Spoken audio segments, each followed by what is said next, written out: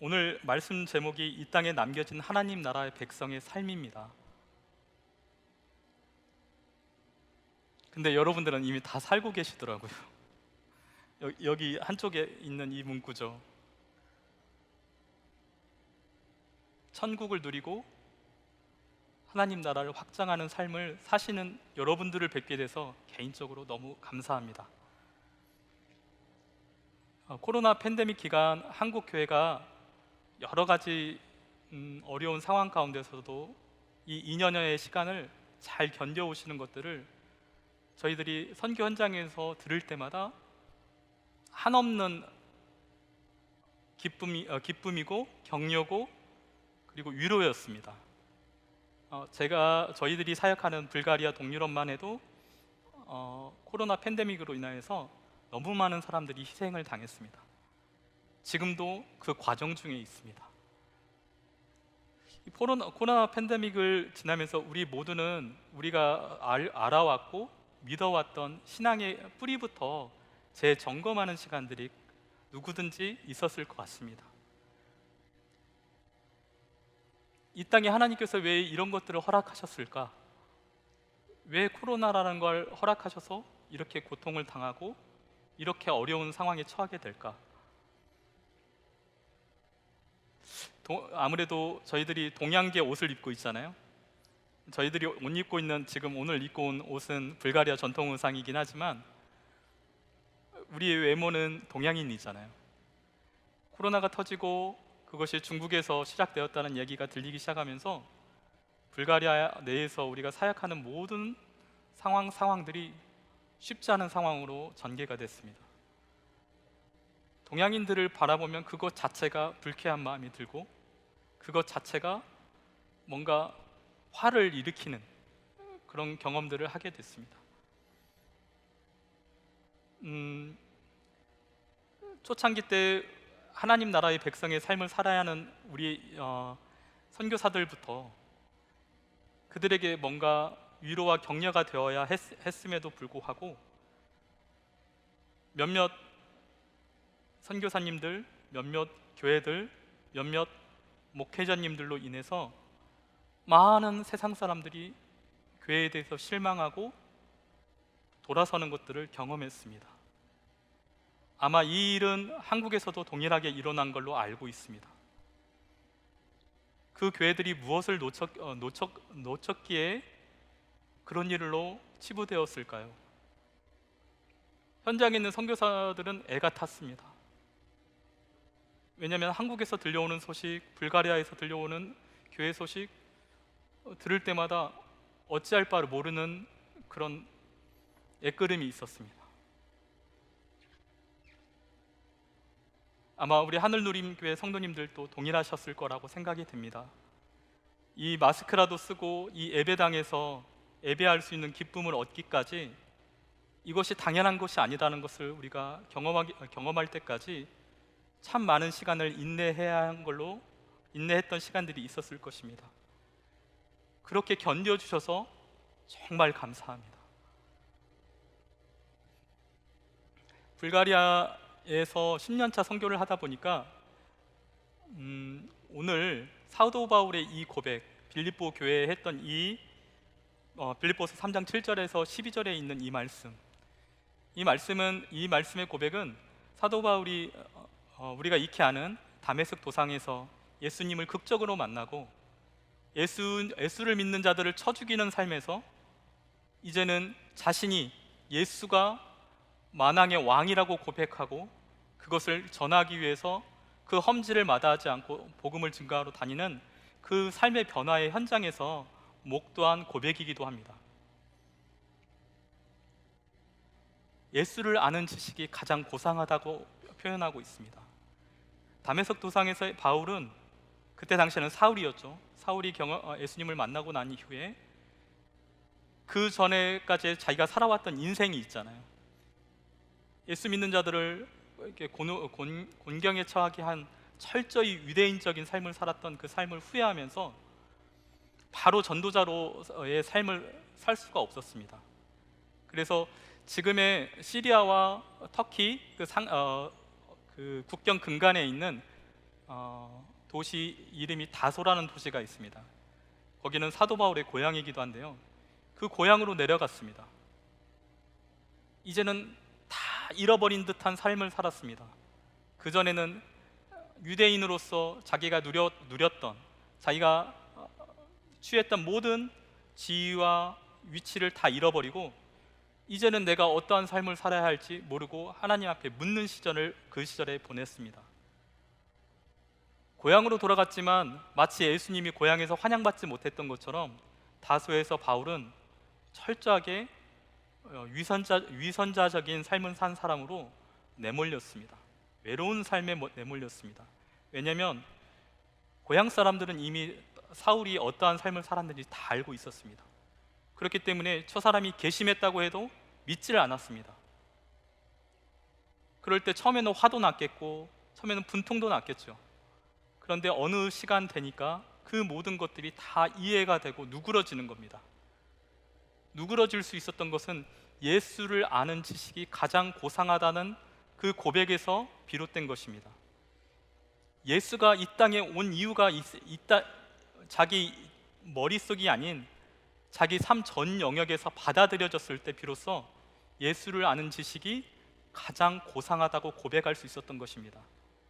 그 이후에 우리가 익히 알다시피 사도 바울이 사울이란 이름이 아닌 바울로 우리가 알고 있는 이방 민족에까지 복음을 증거하는 복음 전도자의 사명을 감당할 수 있었던 것은 그 시기에는 이미 사도 바울은 완벽한 변화된 삶을 살고 있었습니다. 어떠한 삶이냐면 바로 여러분과 같은 삶입니다. 이 땅에서 천국을 누리고 그리고 하나님 나라를 확장하는 삶을 살기로 결단을 했다는 것입니다. 여기까지는 우리 성도님들이 우리 이태규 목사님이나 우리 목회자님들을 통해서 한 방향으로 이미 일치된 마음으로 익히 알고 있는 하나님에 대한 지식입니다. 그리고 이런 성도들의 삶에 주어진 미션이 무엇인지도 잘 알고 계신 것 같습니다. 오늘 일찍 도착해서 이태규 목사님과 잠깐 얘기 나누는 과정 가운데 필리핀 쪽에 교회 예배당이 새로 세워지는 것들과 그 중국 예배를 위해서 또 다녀오셔야 하는 어떤 상황들을 얘기를 해주시는 것을 들었습니다. 바로 그겁니다. 성도에게 남겨진 이 땅에서의 삶의 가장 중요한 미션은 마태복음 28장 18절로 20절에 있는 우리가 지상 명령으로 알고 있는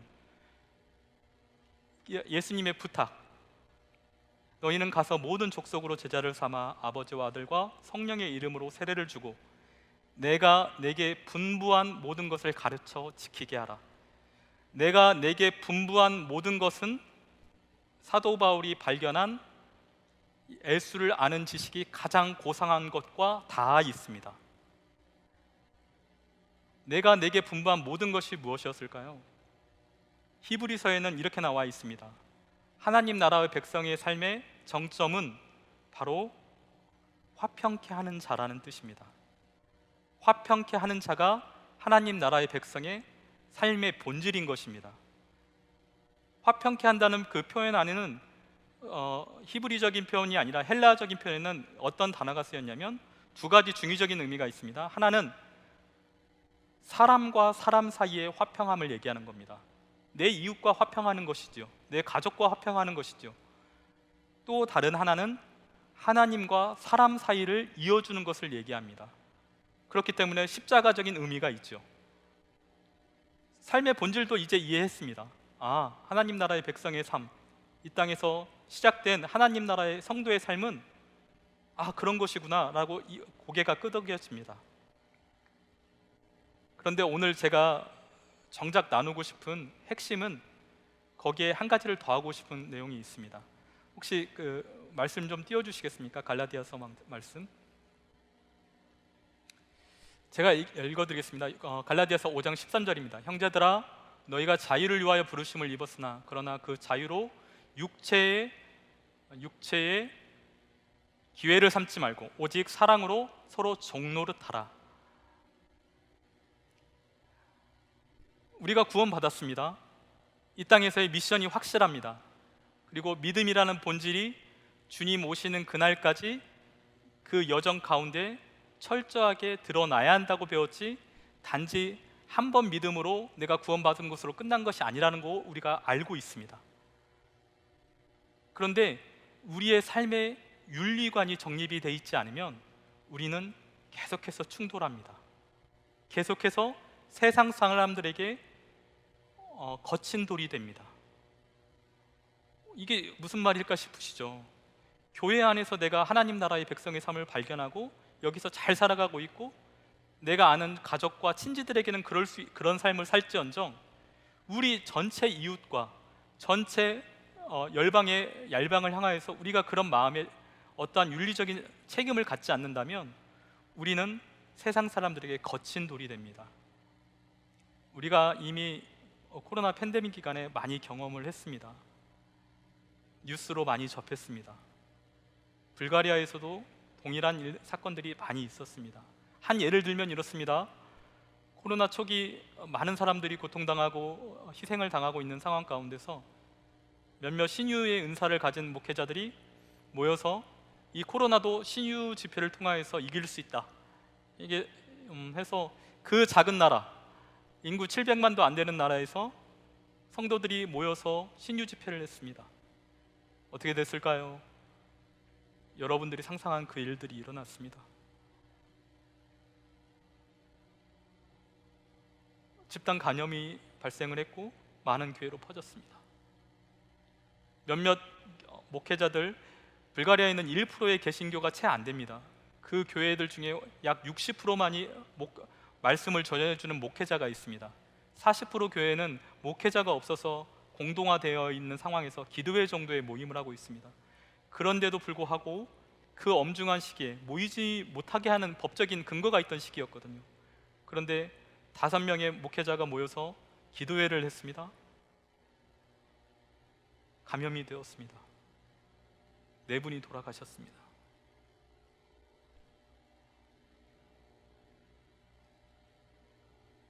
왜 이런 일이 일어날까요? 그 소식을 접하는 세상 사람들은 그걸 어떻게 받아들일까요? 거친 돌이 된 겁니다. 우리는 분명히 하나님 나라의 백성의 삶을 이 땅 가서 살겠다고, 그리고 사는 사람이라고 고백을 했는데 어찌하여서 세상에 거친 돌이 되었을까요?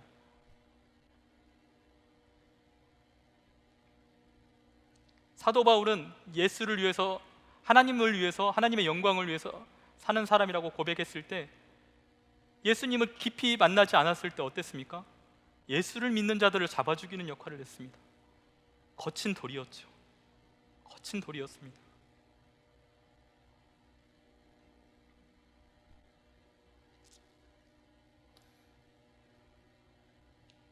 다시금 코로나가 고개를 들고 있습니다.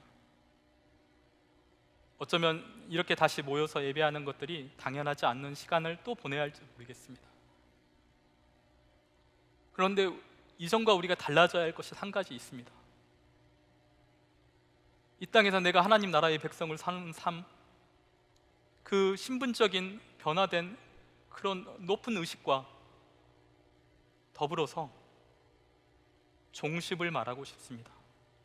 갈라디아에서의 분명히 나와 있습니다. 서로 종노릇하라고. 이게 무슨 의미일까요? 영어로 서번트십인데요, 왕 같은 제사장, 그것은 킹십입니다. 왕 같은 제사장을 우리가 익히 알고 있습니다. 그런데 서번트십을 교회들에서 가르치지 않게 되면 어떠한 일이 발생하는지 저는 유럽 땅에서 보고 있습니다. 유럽에 복음이 필요한지, 전도가 필요한지, 선교가 필요한지 대부분 사람들이 의아해하고 있습니다. 물론 맞습니다. 2000년 전에 수많은 교회들이 세워졌고 수많은 기독교 유산이 남아 있습니다. 건물은 남아 있지만 교회의 실체인 사람이 보이질 않습니다. 무엇이 문제였을까? 10년 동안 갈등했습니다. 내가 선교사로서 그걸 발견해내고 그것을 정리하지 못하면 우리는 여기에 살아가지만 여전히 이들에게 이방인으로 그냥 존재하는 것 외에는 아무것도 하나님 나라의 유익을 끼치지 못하겠구나. 팬데믹 기간에 발견했습니다. 이들이 놓치고 있는 건 종십입니다. 한국 교회가 앞으로 놓치게 되면 처하게 될 현실은 유럽의 교회입니다. 건물만 남게 되겠죠. 종십이 뭘까요? 어렵게 설명하고 싶지 않습니다. 제가 본 한국 교회에서의 종십을 얘기하고 싶습니다. 6, 70년대 한국은 큰 경험을 했습니다. 하나님이 부어주시는 놀라운 부흥을 경험했습니다. 절에 다니던 성도들, 신도들, 유교에 빠져있던 사람들, 뿌리 깊은 무속신앙에 빠져있던 사람들, 이 사람들이 하나님께 돌아오는 놀라운 역사를 우리는 경험했습니다. 바로 여기 계신 우리 권사님들, 집사님들 나이 때 이루어진 일입니다. 그 일이 이루어지고 그 뜨거운 가슴으로 돌아온 분들이 어떻게 교회 생활을 했는지 저는 봤습니다. 어린 시절에 봤습니다. 몇몇 장로님들은 불교에서 제가 기억하는 어떤 장로님은 이랬습니다. 배경이 불교세요. 불교 생활을 30년 가까이 하셨어요. 사찰만 쫓아다니셨어요. 근데 그분이 변화되니까 어떤 삶을 사셨냐면 새벽 기도 시간을 알리는 종을 치기 위해서 새벽 3시면 교회에 오셨습니다. 시간 맞춰서 종을 치십니다. 그분의 사명이 됐습니다. 어떤 권사님은 유교적인 삶을 살아셨습니다. 무슨 절기만 되면 길거리에다가 북어나 뭐 이렇게 놓고 막 그런 절을 하고 이런 것이 그냥 상식이었던 분이십니다. 근데 그분이 주님께 돌아오니까 어떤 일이 나냐면 그 맹목적으로 아무에게나 드렸던 그 치성을 교회에 하시더라고요. 어떻게 하셨냐고요? 새벽 기도를 지키기 위해서 전날 교육관에 와서 주무시는 걸 봤습니다. 아마 여기 우리 성도님들 중에 많은 분들은 그런 성도님들을 직접적으로 보셨거나 혹은 그 삶을 사셨거나 하신 분들이라 생각이 됩니다. 이방 종교에서 돌아왔지만 그들이 한 가지, 모든 것들이 이방 종교에서 나쁜 것들이 있었는데 딱 한 가지 좋은 것을 끌고 들어온 게 있었습니다. 그것은 뭐냐면 자기가 믿는 신에 대한 자신의 포지션을 스스로 정한 겁니다. 무릎을 꿇는다는 건 신에게 자기의 가장 낮은 모습을 보이는 겁니다. 정수리를 보이는 행위니까요. 이게 서번트십입니다. 식사 준비를 위해서 그 더운 여름에 교회 성도들의 식사를 준비하기 위해서 권사님들, 집사님들이 교회 식당에서 그렇게 열심히 감당하셨습니다. 그러니까 예배 끝나고 우리가 가볍게 성도들이 즐겁게 식사 교제를 나눌 수 있었던 것입니다. 오늘 우리가 불렀던 찬양이죠. 우리가 당연한 것처럼 느꼈던 모든 것들이 사실은 주님의 은혜였습니다. 다음 세대를 고민하는 우리 하늘 누림교회, 우리가 무엇을 그들에게 가르쳐야겠습니까? 우리 어르신들이 무엇을 그들에게 전수할 수 있겠습니까? 삶을 보여주셔야 합니다. 어떠한 삶이냐면 종 같은 삶입니다. 저희가 있는 유럽 땅은 그 대가 100여 년 전에 끊겼습니다. 사회주의 혁명을 통해서 공산화를 경험했고 신은 없다고 얘기하는 그 사회주의 시절에 그루터기까지 다 뽑혀나간 동유럽 땅입니다. 믿음의 그루터기라고 남아있던 사람들도 40, 50년의 공산주의 시절에 철저히 무너졌고 다시 건물만 돌려받아 시작된 민주주의 안에서의 교회의 삶 안에서는 이제는 다 초신자만 와 있는 거예요. 믿음의 본을 보여주는 성도가 없습니다. 그러니 선교사들이 거기에서 어떠한 삶을 살아내야 할까요? 앞에서 이야기하는 삶이 아닙니다. 삶을 보여줘야 합니다.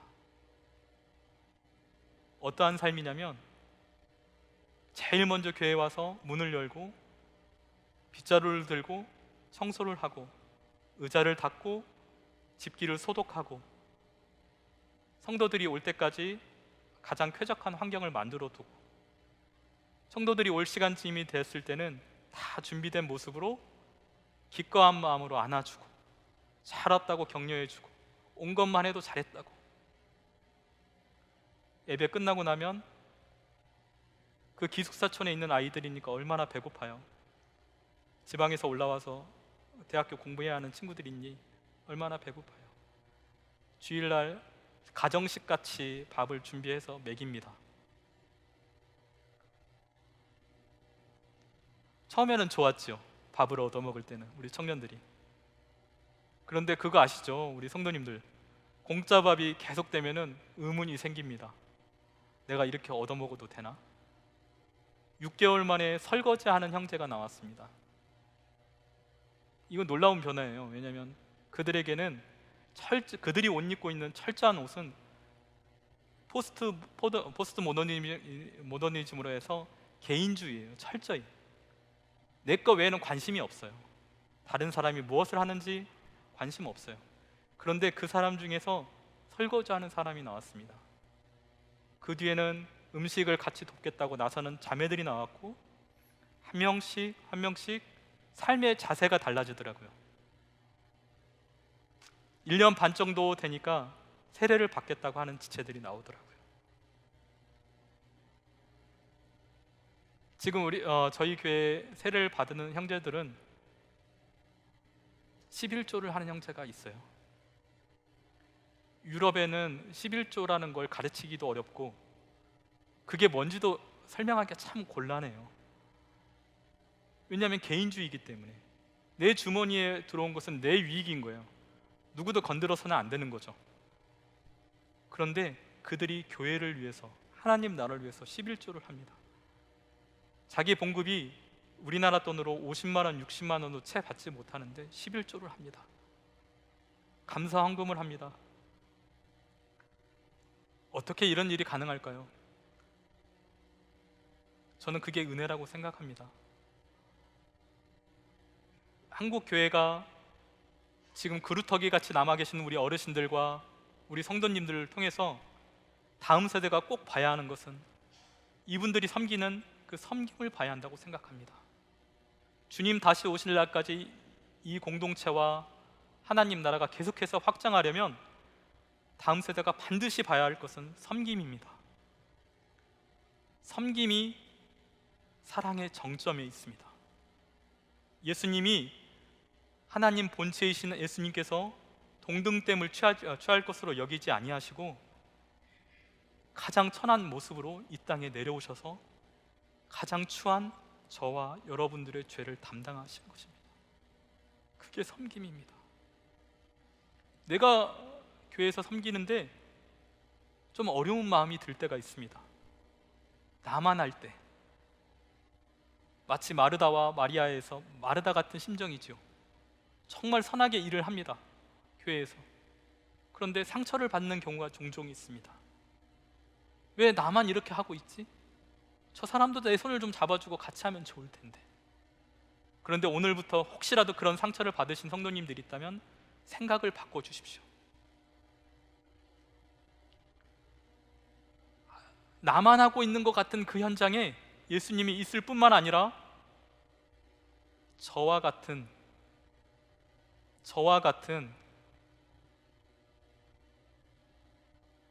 예수님 믿는 사람들은 과연 뭐 어떤 삶을 살아야 돼? 하고 눈이 동그래져서 쳐다보는 다음 세대가 어딘가 있습니다. 제가 봤던 그 권사님들, 장로님들은 제가 유심히 관찰해서 본 분들이 아닙니다. 무심코 기억에 지나가면서 그냥 뵀던 분들입니다. 잠깐 스친 거죠. 그때 당시에 단 위에서 설교를 통해 선포된 말씀은 기억이 명확하지 않습니다. 그 기억은 명확하지 않습니다. 그런데 잠깐 5초도 안 되는, 3초도 안 되는 지나가면서 뵀던 그 어른들의 그 기억, 그것은 저에게 삶의 힌트가 되었습니다. 이 땅에서 하나님 나라의 백성의 삶을 누리고 계시지요. 계속 누려주시길 부탁드립니다. 그런데 그 누림에서 조금만 더 섬김의 자세로 나아가 주시면 세상은 비로소 소금의 짠맛을 보게 되고 빛을 보게 됩니다. 저와 여러분들이 그 삶을 살아낼 수 있기를 간절히 소망합니다.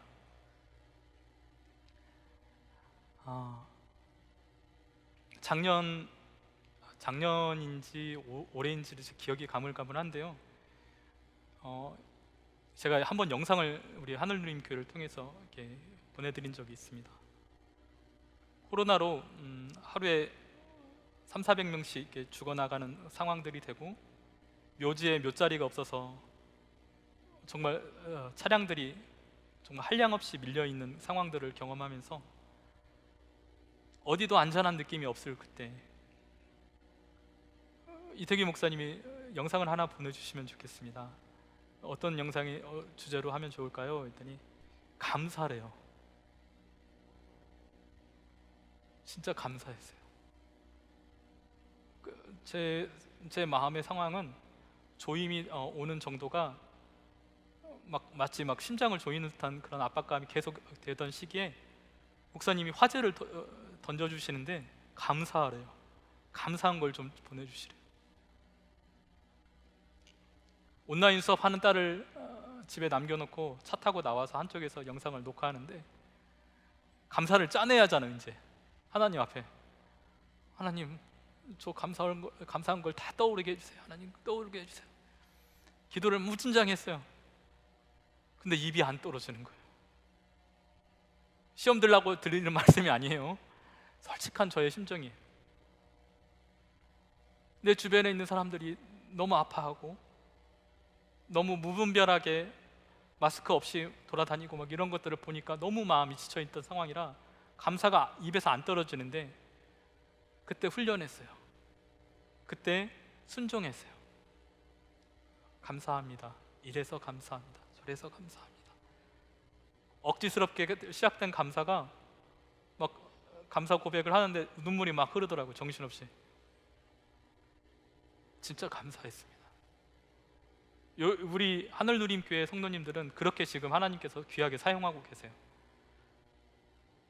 누구 하나 돌아보지 못하는 환경에 있는 사람들을 불러내어서 감사하라고 하셨잖아요. 그러니 제가 여기 올 때 어떤 마음이었겠습니까? 솔직히 제가 저를 파송한 파송교회에서 선교 보고하는 것보다 지금 더 떨립니다. 왜 이런 떨림이 있을까요? 저희를 위해서 기도하는 것을 누구보다 피부로 느꼈기 때문에 그렇습니다. 그리고 여러분들의 섬기는 이야기들을 제가 그 주에 하늘누림 교회 영상 예배를 찾아서 한번 봤습니다. 영상으로. 너무 감사했어요. 저희만이 아니라 선교지 곳곳에 불러내어서 감사하십시오. 감사한 거 보내주십시오. 그러니까 하시더라고요. 우리 선교사님들이. 선교사님들 현장에서 감사할 일이 그렇게 많이 있겠습니까? 지나가면 중국인이라고 손가락질하고, 물건을 사러 가면 홍해와 같은 일이 벌어집니다. 중국 사람이 와서 혹시라도 퍼뜨릴까봐 우리는 그냥 이렇게 가는데 옆으로 싹 붙어요. 사람들이 우리를 바이러스로 보겠죠. 그런 상황이 있을지언정 우리가 놓치지 말아야 하는 건 감사잖아요. 화평케 하는 자의 삶이잖아요. 그리고 예수님이 그러셨던 것처럼 종 같은 모습으로 드러나야 하는 거잖아요. 미워하면 안 되는 거잖아요. 그걸 가르쳐 주셨어요. 그걸 리마인드 시켜주셨어요. 그래서 너무 감사하고 그 감사 인사를 꼭 드리고 싶었는데 이렇게 기회를 주셔서 감사하고, 사도 바울이 이전과 확연한 삶을 살 수 있었던 그가 발견한 고백, 예수를 아는 지식이 가장 고상함이라. 우리 성도님들 중에 혹 내가 변화된 환경에 처했을 때, 내가 성도의 삶으로 이제 나아오려고 할 때 주변에서 나의 삶을 인정해 주지 않고 손가락질하고 달아보고, 그게 내 가족이고 내 이웃이고 내 친지일 때 그런 형편에 지금 놓이시는 우리 성도님들이 혹 계실지도 모르겠습니다. 그런 분들에게 결말이 사도 바울 같은 고백이시길 주님의 이름으로